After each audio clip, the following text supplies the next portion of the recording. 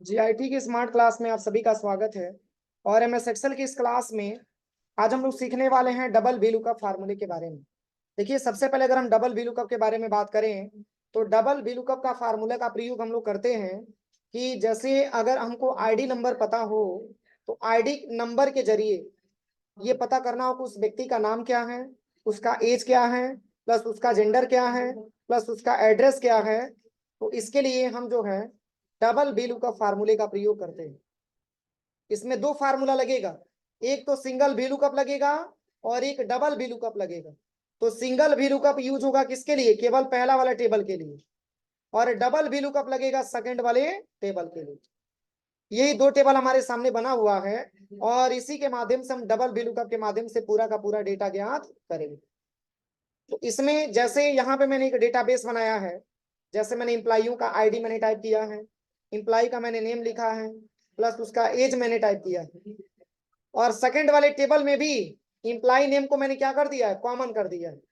मतलब table number first में भी एम्प्लॉय नेम है और टेबल नंबर सेकंड में भी एम्प्लॉय नेम है। इसमें सेकंड नंबर के टेबल में जेंडर भी दिया है, एड्रेस भी दिया है, पोस्ट भी दिया है, सैलरी भी दिया है। और फर्स्ट वाले टेबल में एम्प्लॉय आईडी दिया है और एम्प्लॉय नेम दिया है और फिर आपका एज भी दिया है। जिसके हिसाब से आपको निकालना होगा वो दोनों में क्या होना चाहिए? कॉमन होना चाहिए। मतलब जो नाम आपका इसमें रहेगा वही नाम आपका सेकंड वाले टेबल में भी रहेगा। इसमें सबसे पहले करेंगे क्या, इसमें किसी भी एक पार्टिकुलर आईडी को हम यहाँ से कॉपी करेंगे। कॉपी करने के बाद यहाँ पे ला करके हम पेस्ट कर देंगे। जब पेस्ट हो जाएगा इसके बाद से आपको निकालना है EMP002 का जो एम्प्लॉय है उसका नाम क्या है।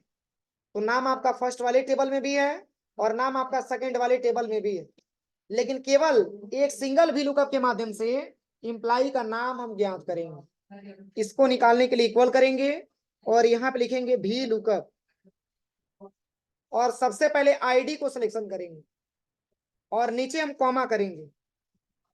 कॉमा करने के बाद इसके बाद से फर्स्ट वाले पूरे टेबल को हम क्या करेंगे? सेलेक्ट करेंगे। सेलेक्ट करने के बाद यहाँ पे पूछ रहा है कॉलम इंडेक्स नंबर, तो एम्प्लॉय नेम कौन से नंबर पे लिखा हुआ? 2 नंबर पे लिखा है ना, तो यहाँ पे हो जाएगा 2 और एग्जैक्ट वैल्यू के लिए 0 ले लेंगे और यहाँ से ब्रैकेट क्लोज करके इंटर कर देंगे। सही है क्या? EMP002 का नाम प्रशांत शुक्ला है तो सही है। अब इसका क्या निकालना है? एज निकालना है। तो बस इक्वल करिए और यहाँ पे आपको टाइप करना है वीलुकअप और यहाँ से एम्प्लॉय आईडी लेना है, नीचे कॉमा करना है और फर्स्ट वाले पूरे टेबल को हम सिलेक्शन करेंगे। एज निकालने के लिए कॉमा 3, 0 और ब्रैकेट क्लोज करके इंटर कर देंगे। कोई दिक्कत? 3 इसलिए दबाया है क्योंकि मैंने एज आपका तीसरे नंबर के कॉलम में है और 2 मैंने इसलिए लिया है क्योंकि एम्प्लॉय नेम आपका 2 नंबर के कॉलम में। अब देखिए जो दोनों में कॉमन है, जैसे नाम तो मैंने निकाल ही लिया है, अब हमको निकालना क्या है? जेंडर। तो जेंडर देखिए, जेंडर मतलब 2 तरीकों से निकाला जा सकता है। एक तो आप एक बार पूरा फार्मूला आप यूज करके देखेंगे तो भी जेंडर निकल जाएगा और सिंगल सिंगल निकालना चाहेंगे तो भी निकल जाएगा। तो मैं मतलब पहले इजी वाला फार्मूला हम आपको बता रहे हैं। जैसे देखिए, आपको जेंडर अगर आपको टाइप करना है तो जेंडर कौन से टेबल में? सेकंड टेबल में है ना।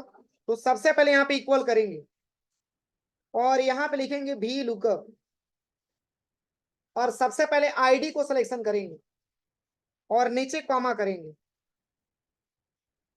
फर्स्ट वाले टेबल को हम क्या कर लेंगे? सेलेक्ट कर लेंगे। सेलेक्ट करने के बाद नीचे कॉमा और यहाँ पे दे देंगे 2, 0 और ब्रैकेट क्लोज करके हम एंटर कर देंगे। तो क्या रिस्पॉन्स आया? क्या रिस्पॉन्स आया? नाम आ गया। यानी कि जो दोनों में नाम कॉमन है वही नाम आपका जेंडर में आ गया, लेकिन एक्चुअल में निकालना क्या था? जेंडर आपको निकालना था। तो देखिए बहुत इजी है, कैसे करना है, बस इसी पे 2 बार क्लिक करिएगा, फार्मूला हाईलाइट हो जाएगा। पुनः आप इक्वल टू के बाद और भी से पहले फिर यहाँ पे टाइप करिएगा भी लुकअप और ब्रैकेट ओपन कर लीजिए। अभी तो मैंने सिंगल भी लुकअप के लिए पहला टेबल मैंने सिलेक्शन किया था ना, और सेकंड भी लुकअप लगाया है, तो सेकंड वाले पूरे टेबल को हम क्या करेंगे? सेलेक्ट करेंगे और पुनः नीचे कॉमा करेंगे। अब सेकंड वाले टेबल से जेंडर कितने नंबर के कॉलम में है? तो 2, 0 और ब्रैकेट क्लोज करके हम एंटर कर देंगे। नहीं समझ में आया? नहीं समझ में आया? एक बार और देखिए। सबसे पहले इक्वल करेंगे यहाँ पे, ठीक है, और यहाँ पे लिखेंगे भी लुकअप। पहले जो दोनों में कॉमन है पहले उसको हम निकाल लेंगे। तो दोनों में कॉमन क्या दिख रहा? नाम दिख रहा। तो नाम निकालने के लिए सबसे पहले इंप्लॉई आईडी को लेते हैं, नीचे कॉमा करते हैं, इसके बाद से फर्स्ट वाले पूरे टेबल को हम सिलेक्शन कर लेते हैं, और नीचे कॉमा करने के बाद चूंकि नाम आपका 2 नंबर के कॉलम में है तो यहाँ पे 2,0 और ब्रैकेट क्लोज करके आप एंटर कर लीजिए। लेकिन एक्चुअल में अगर देखा जाए तो निकालना क्या, तो कौन नंबर के टेबल पे है? सेकंड टेबल पे है। तो सिंपल सी बात है, एक बार और आपको भी लुकअप ऐड करना पड़ेगा। तो पुनः 2 बार क्लिक करिए और यहाँ इक्वल टू के बाद और भी से पहले फिर यहाँ पे भी लुकअप टाइप करिएगा, और पुनः यहाँ पे नीचे कॉमा करने के बाद यहाँ पे सेकंड वाले टेबल को आप पूरी तरीके से सिलेक्शन कर लीजिएगा, क्योंकि फर्स्ट वाला तो मैंने सिलेक्शन किया ही था, लेकिन अब सेकंड का रिजल्ट जानना है ना। और नीचे कॉमा क्या निकालना है, कितने नंबर पे है? 2,0 और ब्रैकेट क्लोज करके हम एंटर कर देंगे। इसमें अगर 2 निकालना है तो इसमें इंप्लाई नेम आ रहा है, और इसमें 2 दे रहे हैं तो इसमें जेंडर है। अब चलिए, अब आपको एड्रेस निकालना है और एक बार में निकालना है, मतलब एक वो वैल्यू कप आपको जोड़ना नहीं है, ऑटोमेटिक आपको निकालना है। इक्वल करेंगे,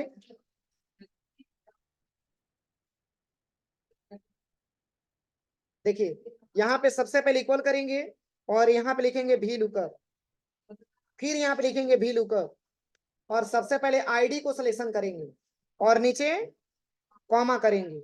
इसके बाद से फर्स्ट वाले पूरे टेबल को हम सिलेक्शन करेंगे, पुनः नीचे कॉमा करेंगे, इसके बाद से 2,0 और ब्रैकेट क्लोज कर लेंगे, पुनः नीचे कॉमा करेंगे, इसके बाद से सेकंड वाले पूरे टेबल को हम सिलेक्शन करेंगे, पुनः नीचे कॉमा करेंगे, इसके बाद से दिया है क्या? पोस्ट। पोस्ट है कि एड्रेस है? कितने नंबर के कॉलम में है? तो 3,0 हो जाएगा। अब ब्रैकेट क्लोज करके आप एंटर कर दीजिए, हो जाएगा। तो देवरिया नहीं दिखा रहा है यहाँ पे। अब चलिए, अब आपको निकालना है इसका पोस्ट। पोस्ट का मतलब ये होता है जैसे कंपनियों में सारे इंप्लॉइयों का पोस्ट बराबर नहीं होता है, किसी का पोस्ट छोटा होता है, किसी का पोस्ट आपका बड़ा होता है।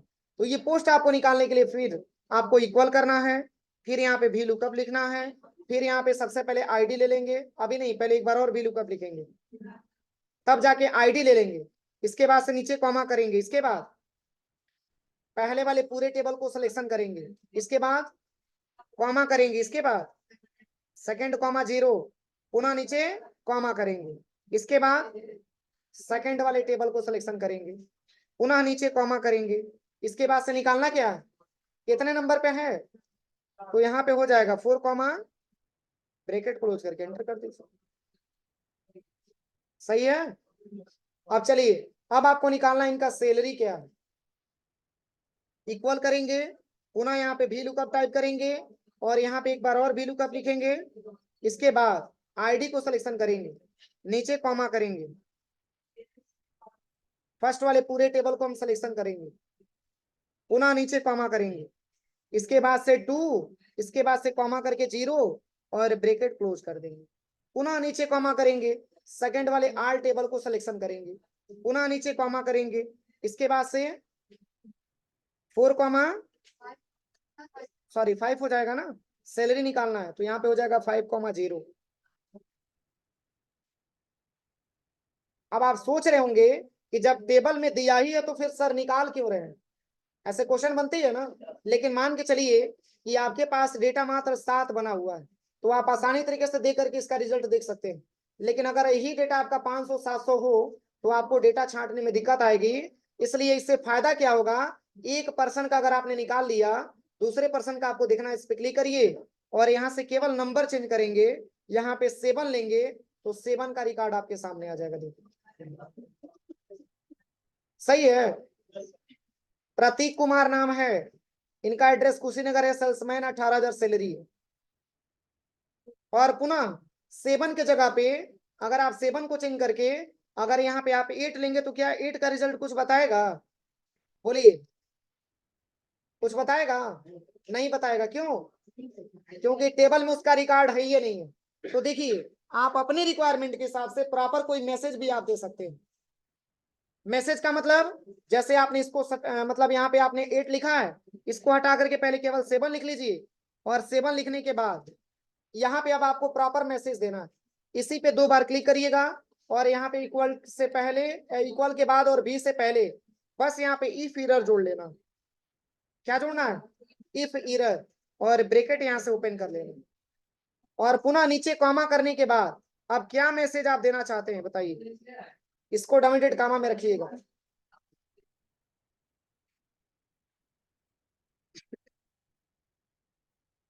ऐसे मैसेज दे सकते हैं, और यहां से ब्रैकेट क्लोज करेंगे, एंटर करिए। पुनः आप इस पे आ जाइए, इस पे भी इक्वल के बाद और भी से पहले यहाँ पे जोड़ लीजिएगा इफ एरर। स्मॉल हो कैपिटल हो मतलब इससे नहीं है, आपका स्पेलिंग आपका सही होना चाहिए। पुनः ब्रैकेट ओपन करिए, और यहाँ पे आने के बाद यहाँ पे क्या लिखेंगे? Is not found, is not found, enter करिए। पर ये चेंज कब होगा? अभी जब आईडी चेंज करेंगे तब। यहाँ पे आ जाइए मेल पे, फिर यहाँ पे लिखिए इक्वल से इक्वल के बाद और भी से पहले क्या लिखना है? इफ एरर, स्पेस मत दीजिएगा नहीं तो नहीं आएगा।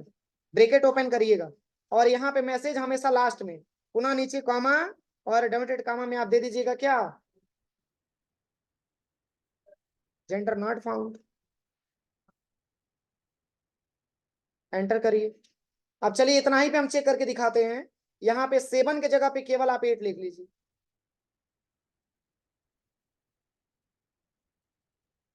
कैसे पता चलेगा सही है कि नहीं है? इसको बड़ा कर लीजिए, हो जाएगा। यही आज की क्लास में समझना था। कोई दिक्कत है तो पूछ लीजिए, कोई दिक्कत नहीं ना है इसको? ये फिर वाला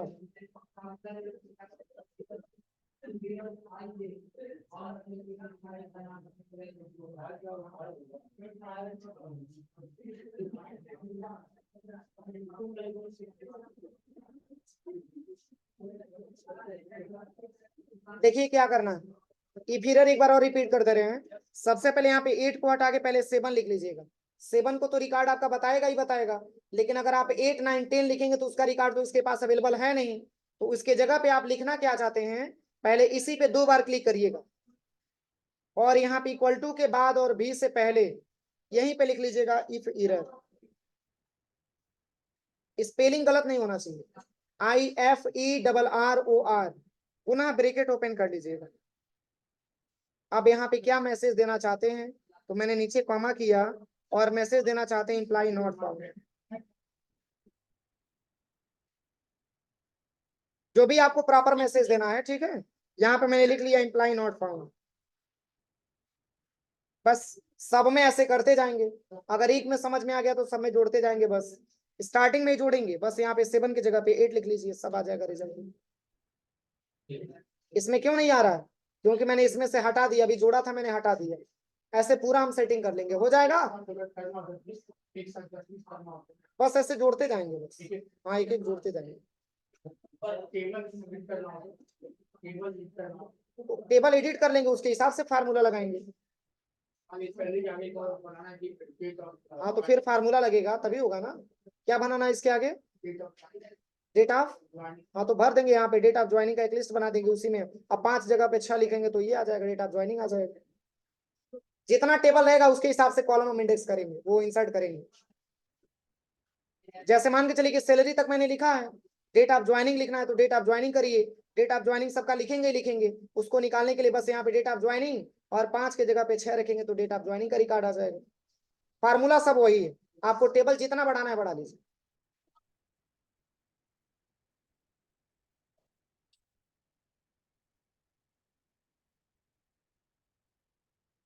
चलिए फार्मूला लिख लीजिए।